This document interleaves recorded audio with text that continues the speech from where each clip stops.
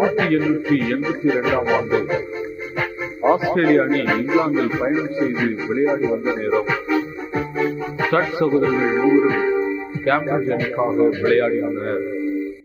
Point of view, that's two has performed the salvage operations to perfection, recovering lost ground, reconstructing the balance and the ball. Short rising on the occasion, quickly moving towards the off down, breaking the shackles, getting under the and deliberately hitting the ball in the air. No chance for the fielder on the deep backwards running to get enemy. That what a partnership this has been. Entertaining and enthralling and one gets the feeling that after both now having touched the pace and the bounce of the track are trying to open their shoulders and flexing their muscles, picking up runs at will.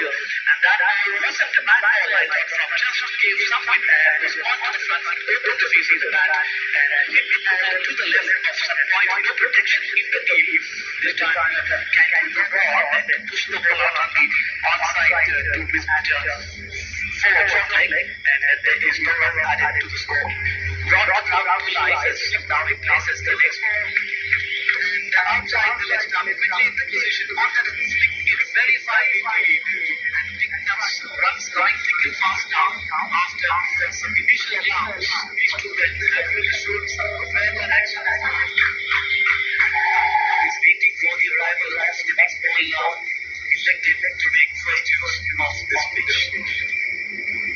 A slip in place now, going down, cover, and there's the offside field. On the field on the left of this very umpire. But so far, it seems to be a good batting pitch, good carry, nice bounces. The next ball I could get a gets the huge applause. It's very knowledgeable and appreciative from the presenter.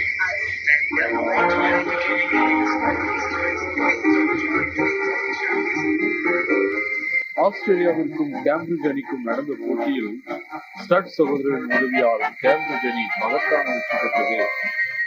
Stud சகோதரரின் புகழ் இங்கிலாந்து முழுவதும் பரவியது. ஸ்டட்டின் மூத்த அண்ணன் cricket விளையாட்டில் இருந்து கொண்டே இயேசுவுக்காக ஆத்துமாக்களை ஆதாயம் செய்வதிலும் கிறிஸ்துவுக்கு சாட்சி பகர்வதிலும் சிறந்து விளங்கினார். ஆனால் ஸ்டட்டோ உலக புகழுக்காக கிரிக்கெட்டில் அதிக ஆர்வம் செலுத்தியதால் கிறிஸ்துவின் அன்பிலிருந்து சற்று விலகிச் சென்றார். இந்நிலையில் ஸ்டட்டின் இளைய அண்ணன் ஜார்ஜ் ஆபத்தான நோயினால் பாதிக்கப்பட்டு மரண படுக்கையில் கிடந்தார்.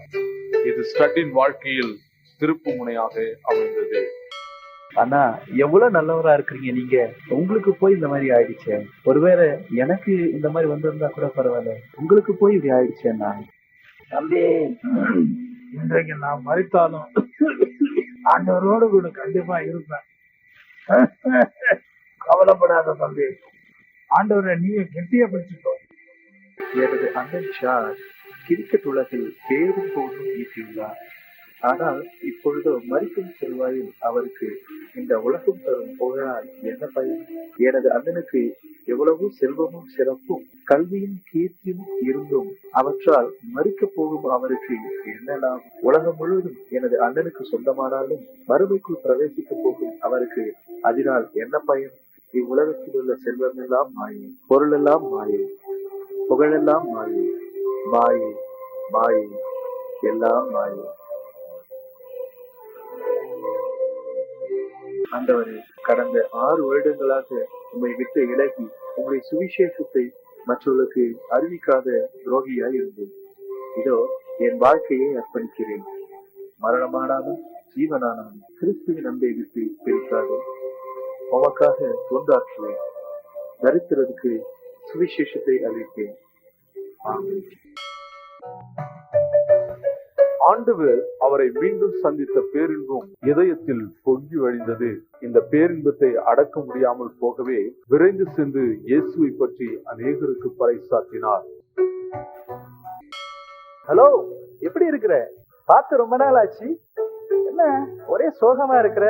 என்ன ஆச்சு உனக்கு? வாழ்க்கையில ஒரு பிடிப்பே இல்லை. ஏன் வாருன்னு தெரியல. செத்து போயிடலாம்னு. கொஞ்ச நாளுக்கு முன்னாடி நான் கூட அப்படிதான் இருந்தேன். ஆனா இயேசு ரட்சிகரை என் வாழ்க்கையில ஏற்றுக்கொண்ட பின்னாடி இப்போ அந்த கவலை இல்லாம சந்தோஷமா இருக்கிறேன். இந்த இயேசுவை நீயும் உன் வாழ்க்கையில ஏற்றுக்கொண்டா உனக்கும் சந்தோஷமா இருக்கும். இந்த இயேசு எனக்கும் வேணும். அப்படின்னா நம்ம ஜெபம் பண்ணலாமா? ஆண்டவரே, எனக்கு கொடுத்த சந்தோஷத்தையும் சமாதானத்தையும் என் நண்பருக்கும் கொடுங்க. அவனும் சந்தோஷமாயும் சமாதானமாயும் இருக்க அவனுக்கு உதவி செய்வார். ஸ்டட்டி நண்பர் மனம் திரும்பி இயேசுவை தனது சொந்த இரட்சகராக ஏற்றுக்கொண்ட போது அவருடைய இருதயம் ஆனந்தத்தால் துள்ளி குதித்தது. கிரிக்கெட்டில் ஈட்டிய பேரும் புகழை காட்டிலும் ஸ்டட்டுக்கு ஆத்ம ஆதாயத்தில் கிடைத்த மகிழ்ச்சிக்கு அளவே இல்லை. கிரிக்கெட்டின் மீது இருந்த பற்று ஒழிந்தது, கிறிஸ்துவின் மீது பற்று படிந்து விட்டது. கிறிஸ்துவின் சேவைக்காய் தன்னை அர்ப்பணம் செய்ததோடு நின்று விடாமல் தனக்கு பங்காக கிடைத்த குடும்ப சொத்தாகிய சுமார் 6 லட்சத்திற்கும் மேற்பட்ட தொகை முழுவதையும் ஆண்டவர் பணிக்காக அர்ப்பணம் செய்தார். ஒரு நாள் தனது நண்பரான ஸ்டான்லி ஸ்மித் என்பவருடன் மக்கார்த்தி என்னும் மிஷனரியை சீனாவிற்கு வழியனுப்பும் கூட்டத்தில் கலந்து கொண்டார். சுவிசேஷத்தை பிரசங்கியாவிட்டால் எனக்கு ஐயோ என்ற வார்த்தை அவரை சீனாவிற்கு மிஷனரியாய் செல்ல தூண்டியது. பின்னர் சீன உள்நாட்டு சுவிசேஷ திருத்தொண்டின் இயக்குநராக பணியாற்றிய ஹட்சன் டெய்லரை கண்டு பேசினார். ஸ்டட்டும் அவர் நண்பர் ஸ்டான்லி ஸ்மித்தும் கேம்பிரிட்ஜ் தோழரில் மேலும் 5 பேருடன் 1885 ஆண்டு பிப்ரவரி மாதம் சீனா செல்ல புறப்பட்டார். இந்த 7 பேரை கேம்பிரிட்ஜ் எழுவர் என பத்திரிகைகள் பறைசாற்றியது. அயர்லாந்து நாட்டை சேர்ந்த பிரிசில்லால் என்ற பெண்மணி சீன தேசத்து மிஷனரியாக பணியாற்றி வந்தார். தேவ சித்தத்தின்படி இவர்கள் இருவரும் திருமணம் செய்ய திட்டமிட்டிருந்தனர். அவ்வேளையில் அவருக்கு சேர வேண்டிய ஆஸ்தியிலிருந்து ஒரு தொகை தாமதமாக கிடைத்தது. அதை அவர் மணமுடிக்க போகும் பெண்மணிக்கு நன்கொடையாக வழங்க தீர்மானித்தார். பிரிஸ்கில்லால், என்னுடைய சொத்துக்களை எல்லாம் நான் ஆண்டவருடைய பணிக்கே கொடுத்துட்டேன். இப்போ என்கிட்ட இருக்கிறது இந்த கொஞ்சம் பணம் மட்டும்தான். இத நீ நம்முடைய திருமண பரிசா வச்சுக்கோ. ஆண்டவருடைய பணிக்கே நம்ம ஒப்பு கொடுத்துட்டோம். இந்த பணம் மட்டும் நமக்கு எதுக்கு? இந்த பணத்தை ரட்சணிய சேவை சுவிசேஷ வேலைக்கு கொடுத்துடலாம். ஆண்டவர் நம்மளுடைய தேவையை சந்திப்பார்.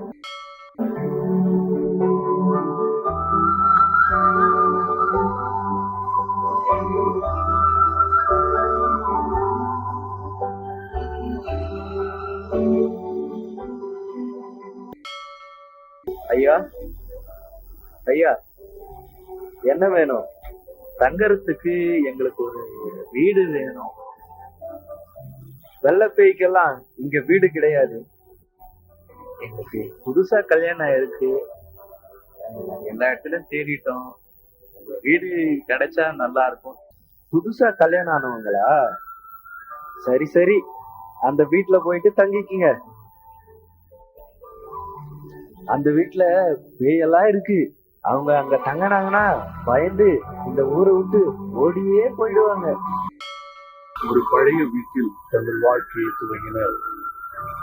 ஸ்டட் அபின் நோய்க்கு ஒரு மருத்துவமனையை நிறுவி சுமார் 800 நோயாளிகள் சிகிச்சை பெற உதவினார். இதன் மூலம் அநேகர் இயேசுவை ஏற்றுக்கொண்டனர். சீனாவில் 10 ஆண்டுகளாக அல்லும் பகலும் அயராது அரும்பாடுபட்டு உழைத்த ஸ்டட்டிற்கு போதிய உணவும் ஓய்வும் சுகாதாரமும் இல்லாததால் நோய்வாய்ப்பட்டு இங்கிலாந்து செல்ல நேர்ந்தது.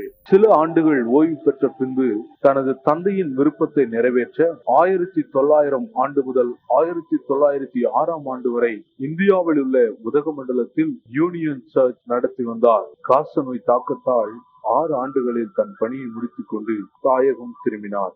2 ஆண்டுகள் கழித்து மீண்டும் இந்தியா செல்ல தீர்மானித்த போது ஒரு விளம்பரம் ஸ்டட்டின் கண்ணில் பட்டது. நரமாமிச பட்சிணிகளுக்கு மிஷனரிகள் தேவை. கார்ல்மே என்பவரை சந்தித்து விவரங்களை தெரிந்து கொண்டு ஆப்பிரிக்கா செல்ல தீர்மானித்தார். பணக்காரர் சிலர் ஆப்பிரிக்க ஊழியத்திற்கு உதவ முன்வந்தனர். ஆனால் ஸ்டட்டின் உடல்நிலை மிகவும் பலவீனமாயிருந்ததால் உதவ மறுத்துவிட்டனர். எனினும் ஸ்டட் மனந்தளராமல் உனக்கு இருக்கும் கொஞ்ச பலத்தோடு போ என்ற வார்த்தையின்படி 15 வருட வியாதியோடு தனது 50வது வயதில் மனைவி பிள்ளைகளிடம் பிரியாவிடை பெற்று ஆப்பிரிக்கா பயணித்தார்.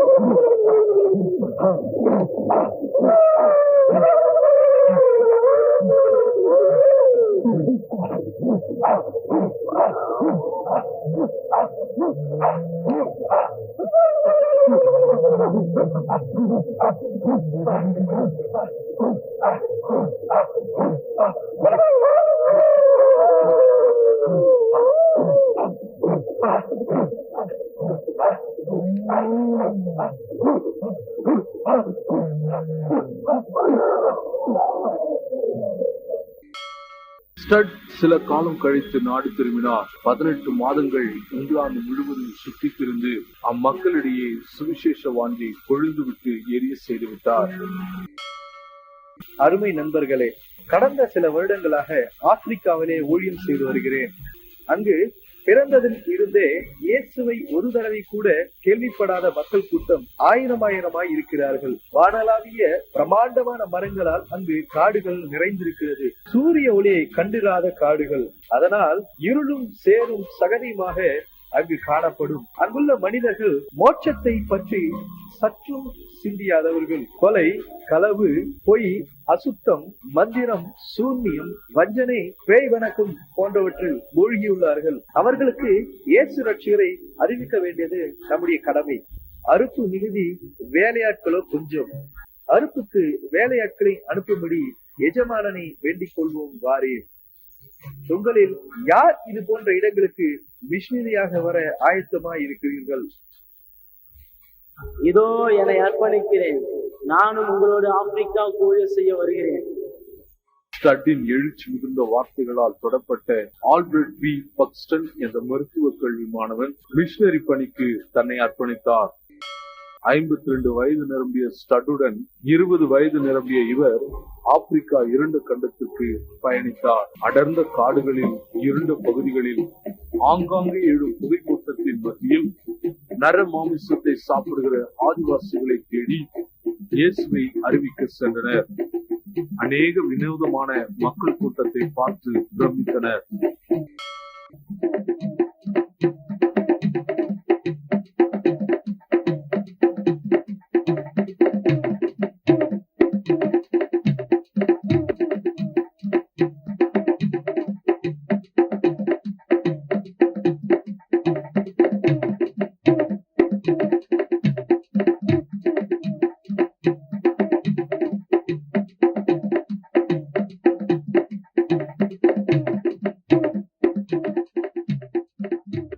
மனிதர்களை கொன்று தின்னும் இவர்களால் தங்களுக்கு அடுத்து என்ன நேரிடுமோ என்ற பயமும் திகிலும் அச்சமும் நிறைந்த அச்சூழ்நிலையில் நலா என்கிற இடத்தில் நர மாமிசம் உண்கிற மக்கள் மத்தியில் நல்ல வரவேற்பு கிடைத்தது. முதல் திருச்சபை இங்கு உதயமானது. 1915ஆம் ஆண்டு நயாங்காரா என்னும் இடத்தில் 12 ஆப்பிரிக்க மக்கள் ஞான ஸ்நானம் பெற்றனர். தொடர்ந்து அப்பகுதியை சுற்றியுள்ள மக்கள் தங்கள் வாழ்க்கையை இயேசுவுக்கு ஒப்புக் கொடுத்தனர். ஊழியத்தின் நிமித்தம் சுமார் 10 வருடங்களுக்கு மேலாக ஸ்டட்டை பிரிந்திருந்த அவர் மனைவி ஆப்பிரிக்கா பயணம் செய்து 14 நாட்கள் அவருடன் தங்கி ஊழியம் செய்தார். பின்னர் 1929ஆம் ஆண்டில் ஸ்டட்டின் மனைவி கர்த்தருக்குள் நித்திரை அடைந்தார். 2 வருடம் கழித்து 1931ஆம் ஆண்டு ஸ்டட் கொடிய வியாதியுற்று மரண படுக்கையில் இருக்கும்போது தன் வீட்டிற்கு கீழ் வருமாறு கடிதம் எழுதினார். இந்த உலகத்திற்கு போக்கினால் எழுதிவிட்டது என நம்புகிறேன். ஆனாலும் ஒரு சில காரியங்களை குறித்து மகிழ்ச்சி அடைகிறேன். தேவன் என்னை சீனாவுக்கு அழைத்த போது எனக்கு அன்பானவர்களின் எதிர்ப்பை மீறி நான் அங்கு சென்றேன். கிறிஸ்து ஐஸ்வர்யமான வாலிபர்களுக்குள் செய்ய சொன்னதை நான் சந்தோஷத்தோட என் வாழ்க்கையில் செய்தேன். 1910ஆம் ஆண்டு தனியா இருந்த பொழுது தேவன் என்னை அழைத்த மாத்திரத்தில் அவருடைய பணிக்கு என் வாழ்வை சூடான் தேசத்துக்கு மாத்திரமல்ல, சுவிசேஷம் அறியாதிருக்கிற முழு உலகத்திற்காகவும் அர்ப்பணித்தேன். தேவன் என்னிடத்தில் தம் பணியை கொடுத்தவுடன் எந்த ஒரு தயக்கமும் இன்றி அதை ஏற்றுக்கொண்டதே என் வாழ்வின் ஆனந்தம். அல்லேலூயா. அல்லேலூயா என்ற வார்த்தை ஸ்டட் தன் வாழ்க்கையில் எழுதிய கடைசி வார்த்தை. ஆப்பிரிக்க நடுக்காட்டில் 20 ஆண்டுகளாக ஆப்பிரிக்க மக்களோடு உண்டு உறங்கி அவர்களோடு ஒன்றி உறைந்து அவர்கள் உள்ளங்களை எல்லாம் அள்ளிக்கொண்டு அவர்களுக்கு இயேசு இரட்சகரை வழங்கிய தந்தையுள்ளும் படைத்த ஸ்டட் ஆப்பிரிக்க நடுக்காட்டில் கர்த்தருக்காய் நித்திரை அடைந்தார்.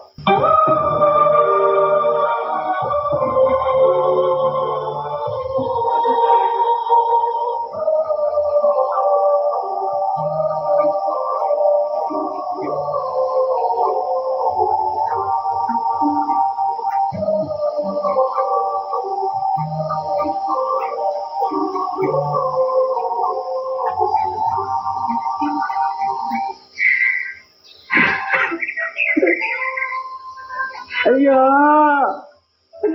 உலகத்தால தள்ளப்பட்டவளா இருந்த எங்களை நேசிச்சீங்களே, லாதியற்றவளா இருந்த எங்கள் மீது அன்பு வச்சு எங்களை ஆதரிச்சீங்களே ஐயா.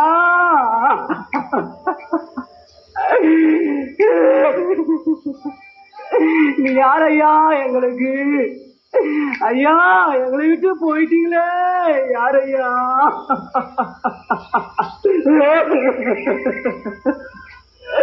ஐயா, நரமாமிச பட்சிகளா இருந்த எங்களை கிறிஸ்தவரா ஆக்கினீங்களே. மனுஷரே கொண்டு தின்றவங்களா வாழ்ந்த எங்களை மனுஷரையே நேசிக்க வச்சீங்களே ஐயா.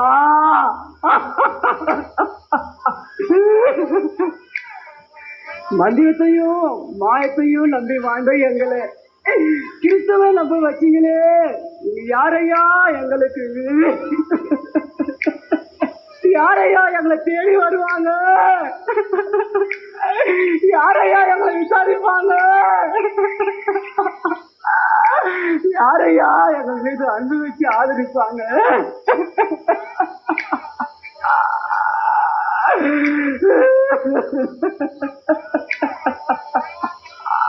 ஐயா, இன்னும் எத்தனையோ பேர் எங்களை போல வாயிர மக்களுக்கு கிறிஸ்தவ அன்பை யாரையா சொல்லுவாங்க? ஐயா, யார் இனி போவாங்க ஐயா? அவங்களுக்கு யாரையா போவாங்க? யார் போவாங்க ஐயா? யார் போவாரோ?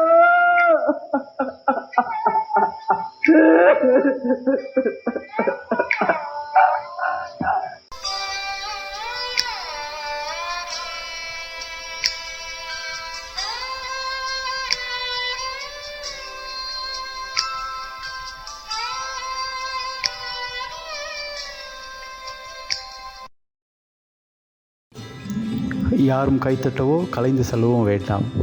நிகழ்ச்சி இன்னும் முடியவில்லை. இதோ உங்களுக்கான அழைப்பு காத்திருக்கிறது.